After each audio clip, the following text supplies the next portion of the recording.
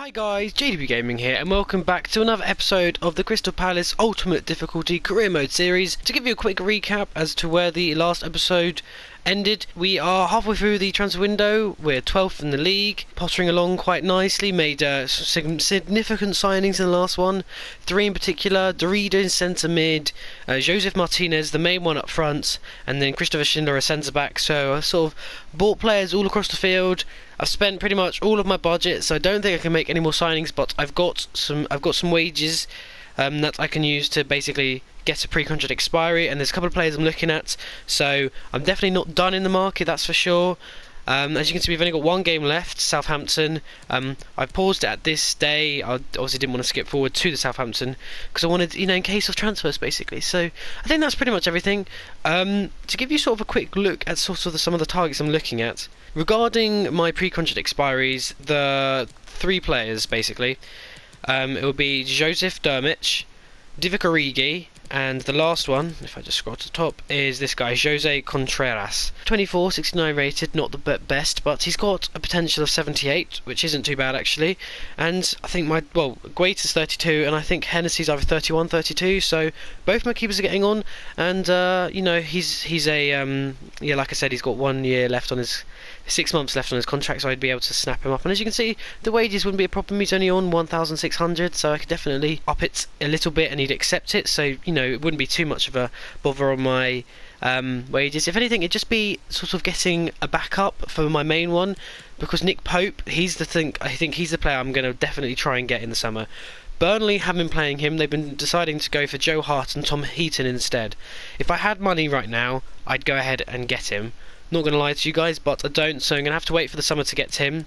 Regarding strikers, I think I was definitely probably going to go with Divock Origi, but my wages is about 60k, and as you can see, he's on currently 73 at Liverpool. I don't have that. He'd have to come down. I don't think he's willing to join Crystal Palace, so I don't think it would work. Plus also, as you can see, he's a striker, left wing, right mid. I'd use him more as a winger, and obviously I've just bought Antonio, so don't think there'd be any point really in signing him. So it'd be more Joseph Dermich, and he'd be a striker. And as you can see, his wages are a bit more reasonable regarding my budget. So yeah, I think I'm probably going to go for Joseph Dermich and the keeper. The keeper will be back up for the future. Dermich will be coming in the summer, sort of back up to Joseph Martinez. He's got a little bit of height. I think he's 5'11". No, he's 6 foot actually. So yeah, he's got the height for me. He's a well-rounded player actually. He doesn't stand out in anything in particular, but he's a good player, and I'm going to prefer him basically to Benteke. So that's the plans. I'm going to now go ahead, probably sim a couple of days, probably go into negotiations with both of those players, and I'll show you the result if we've signed them, if they're going to come in the summer, and if we get any offers, because obviously I've got Zaha who's unsettled. So as far as I'm aware, I'd like him to stay, but if he makes a message to me going, boss, I want to go, then it could make it interesting. I could be hyping this up for absolutely nothing, but without further ado, I'm going to advance now and let's see what happens. And here we go. Hoffenheim have tried to approach Joseph Dermich to sign him on that pre-contract agreement. I thought, you know what, I've got to back up my ideas, go into negotiations, so I can happily confirm with you guys that after, if I actually get to my transfer hub, that after negotiating with him, I've signed him on a 37,000 wage. If I now shows, there we go. So he's on 37k when he joins me, if it will show me. There we go. There we had 37k. Eventually got there in the end, and he'll be joining in the summer, which will be good. So got myself a backup striker, which means in the summer I can get rid of. Well, I use on loan, so he'll go back to Swansea, and Benteke, well, goodbye you. Don't like him, and yeah, can finally start building a squad that I am liking, rather than sort of the squad I've inherited, basically. Regarding the other keeper, I can do it. I'm going to do that in the next couple of days, so I'm just going to leave it there now. Well, as we're getting ever closer to this game against Southampton, I've actually got some more news to show you guys. In a strange turn of events, Hennessy has been sold. I had an offer from Schalke, as you can see, for 4.25 million. I accepted it, and he's gone. So, if anything, I might need to spend that money now on a keeper right now, which leads me to changing my decision from getting that keeper, Contreras, to oh wow, I had to go that way, didn't it? Right, 1 second. To Wilker Faragnes. As you can see, 20 years old, 74 rated, so he's already miles better than Contreras. But the only downside is he's 5'11", but I still think he'd be a great keeper. He's got great potential. He's a young keeper from Venezuela. I first spotted him in the, was it the under 20s World Cup when England, I think, was that the one England won the other year? I think it was where Solanke was one of the main strikers. Yeah, I think they were in the final against Venezuela, and yeah, I watched that and I thought Farron was a really good keeper, and ever since then I've kept him on my radar. So I'm probably going to go for him instead. I don't think I've got the money to afford that, but we can see what we can work with. But as I've sold Hennessy and now I've got Guaita and Speroni as my only keepers. Obviously Speroni's ancient, and I think he's probably going to be retiring at the end of the season. I definitely need to get a replacement keeper right now. So I'm going to go ahead and see if I can snap him up. Otherwise, I've got a few other players who might be going, so if they go, might get a bigger budget and I can get a better player. So as we now head into this game to play against Southampton, I did do negotiations with Wilke Fariniers, and we couldn't agree a price, unfortunately. They wanted basically 6.6, and I just don't have that money right now.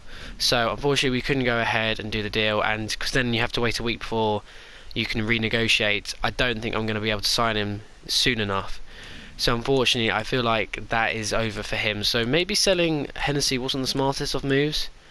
I mean, at the end of the day, it just means Guaita will be my unquestionable number one now, and sort of Speroni will just be, you know, on the subs, keeping them warm. Oh god, I did say I was ancient, didn't I? 39 years old. So yeah, there we go. So I might look to try and get another keeper, that Jose Contreras. I'd get him now, but there's sort of a thing in the game, you can't, if they've got less than 6 months, you have to negotiate with them to get them in the summer. You can't like sort of get them right now.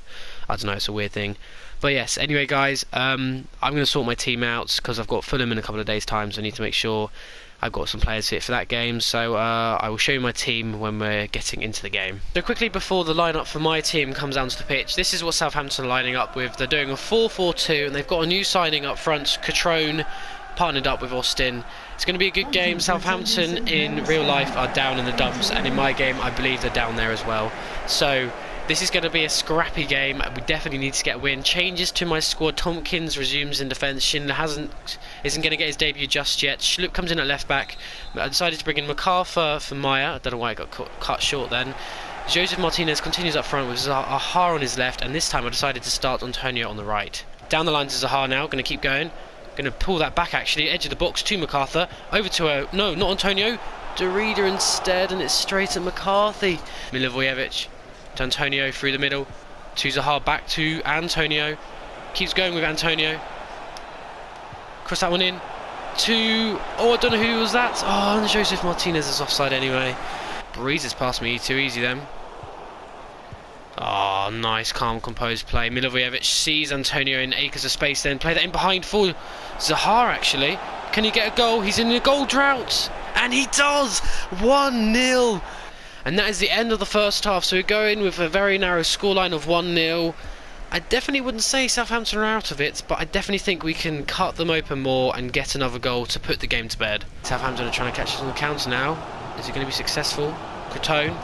Oh, lovely tackle, Sacco. And now we catch them on the break. In behind for Martinez. Not as great as our first touches, though. Oh, he's been taken down there, and we have a penalty. What was Cedric thinking, trying to get past? Well, I don't know what he was actually trying to do. Milivojevic, Mr. Reliable in real life, hasn't scored many goals for me. Going to go left, and there we go. Mr. Reliable in this game, though, makes it 2-0, and we surely put the game to bed now. Crotone now, driving forward at the defence. Oh, that's a lovely ball back to Elanusi. What a block from whoever slid in there. I think that was Tompkins. Brilliant from him. Palm that over to Zaha, who's actually not got anyone with him. That's a lovely chest down as well. But no one's with MacArthur. There we go, finally Derrida's there. Have a shot with Derrida. That's a great one as well, and it required a smashing save. Derrida, Zaha now, over to Jordan Ayew, who have brought on for fresh legs in for Martinez. Over to Schlupp, who's in acres of space. Can we get that over to Townsend? Lovely first touch, hit that first time, saved by McCarthy, and we can't get the rebound. Just doing some 1-2s between themselves, not really getting anywhere though. Down the line to Nathan Redmond. Is that too hard of a ball? No, that's a great cross and a great header from Ings. Just luckily Guaita's there to match it. In the middle, cross comes in. Oh, Saka's missed it, but Guaita's there, lively. And that is the end of the game. So we've won this one, a comfortable 2-0 victory. Southampton didn't really pose any major problems to us. No repeats of them beating us 4-2 when we were at home. A good, comfortable game here. So we finally reached transfer deadline day. I've just been skipping through the hours, just seeing what offers we got. We got one for Sacco, just received one for Van Arnholt, not accepting it. He's one of my key players. Not even going to look at it, just going to block it straight off the bat. So we're going to keep going now, and I'll probably just show you any sort of interesting offers I get. Any sort of main deals. I mean, one that I think is absolutely hilarious is Liverpool have acquired a striker. I'll have a look at that in a second, from Leicester for Riley Ward. But look, they've signed, you won't believe it, I think it's hysterical, I don't know why the game's done it, but they've signed Balotelli from Nice. I'm guessing on a pre-contract expiry, so he's going to join in summer. I can't believe they've got him back. That's just brilliant. I just wanted to confirm with you guys, with an hour left, I did decide to go ahead and get Jose Contreras on the pre-contract expiry. Speroni is retiring, so if anything, we just need another backup keeper. So he's going to be sort of my third choice keeper. He won't play very much, but he's just there in case of injuries or anything. I know not many keepers get injured, but as you can see, I couldn't go ahead and try and sign Faranias. So the two keepers I've got left for me to continue with me to the rest of the season, if I can get my words out, are Guaita, who's going to be a number one, won't come out, and then Speroni, which I'll give him a couple of games towards the end of the season, just sort of have him a send-off, basically, that's what I'm trying to say. That is it for this transfer deadline day and for the January transfer window. So the next time I will sign players will be in the summer. We've had a very successful window. I've said enough about the players I've signed, so I'm not going to do a recap. In this episode, we just signed Joseph Dermich and the keeper Jose Contreras, both coming in the summer. And yeah, we're now going to play the Fulham game. And ending the episode, we are playing a home match against Fulham. Fulham are mid-table, looking very good in this career mode. Regarding the team that I'm playing, I've decided, obviously, Guaita's going in goal now, so, you know, shock for that one. Schindler is getting his debut. Unfortunately, he's been reduced in overall, so he's only 78 now, so he's not much of an upgrade on Tompkins, but I'm still glad I've got him anyway. Ward comes in at right back, Van Arnholt returns in at left back, Meyer returns in the middle, and then regarding my front three, my god, if I can talk, Townsend returns on the right hand side. In behind for Joseph Martinez, that's a great ball already in for him, near post as well, and we've already got on a goal. That did not take long. This man is loving scoring at home. That's his third goal now in the Premier League. Meyer having to chase down Vieto, Seri again. Back to Vieto, back to Seri, nice 1-2. Vieto has the shot, pokes it through to Aite, but thankfully his shot is just a tame one towards Guaita. Meyer now, coming forward in the middle, poke that through for Derrida. Oh, he's gone through, that's a terrible slide. Get that perfect, no, okay, why did I do a times finish? That is the end of the first half, so after we scored, it looked like we were going to walk away with the game because it was really early on. Fulham have grown into it massively, had more chances, but every single chance they've had has been tame, not tested Guaita at all. I am a little bit worried going into the second half. Been very much cramped in my own half, to be honest with you, with me trying to occasionally counter and not going very well. Zaha, lovely from Zaha. Go on Zaha, keep going with your lightning pace.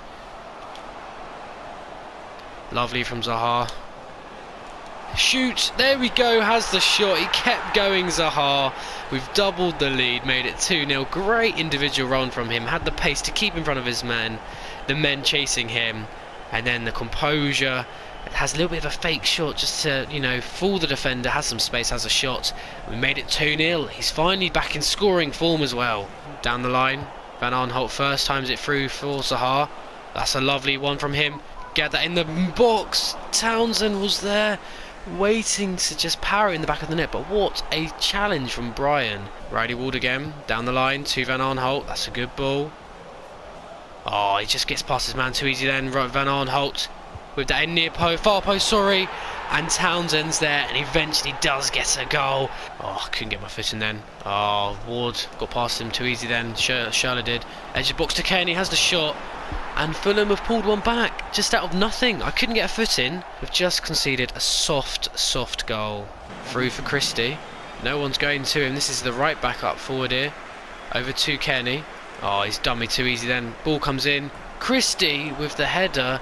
Fulham could have easily had another one then and made me worry. It doesn't matter though, even though Christie missed the header, that was the end of the game. Final whistle's been blown and we've come away with an easy, simple 3 points. A lovely 3-1 win.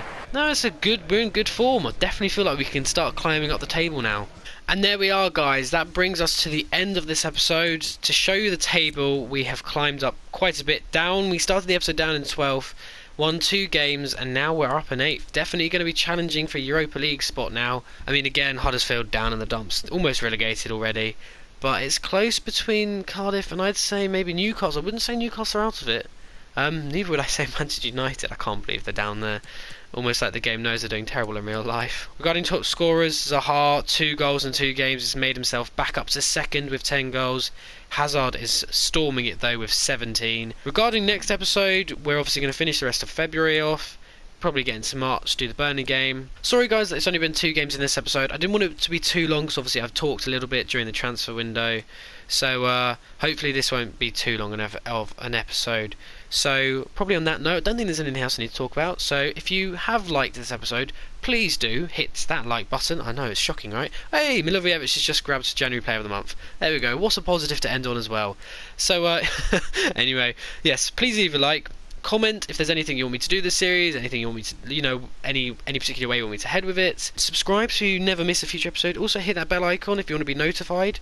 So when this comes out, you'll be like, oh yes, let's go watch that. You know, I'm keen to watch JDB Gaming's Crystal Palace career mode episodes. Yeah, anyway, that's what I keep telling myself.